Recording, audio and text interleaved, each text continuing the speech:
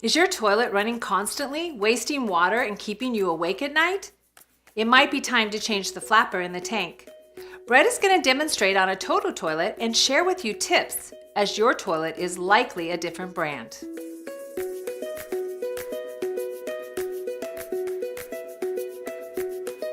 Hi, I'm Brett with At Your Service Plumbing, and today I'm going to show you how to change a flapper.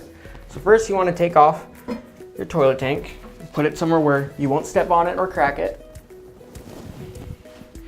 Now it's important to take a picture first of what your flapper is so you know which one you have. So when you go to the hardware store to pick out a like for like, you'll know what you need. So make sure the water's off. So once the water's off, you're going to flush the toilet. Next, you're going to take this chain right here and just pull it out of the loop on the handle. And then right by the flush valve, which is this tube that's sticking up, you're going to pull the flapper off. Sometimes they can be tricky depending on age. There we go. So you want to make sure you keep this one when you take it to the hardware store to make sure you get one that matches with it.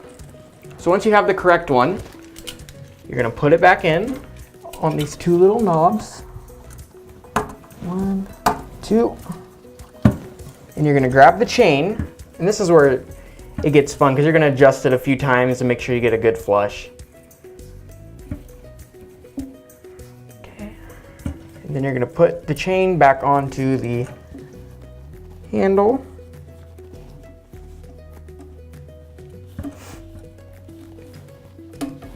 And there you go. Here are a few different types of flappers that we have. So our first flapper here is our normal chain one. It's pretty much the most common one.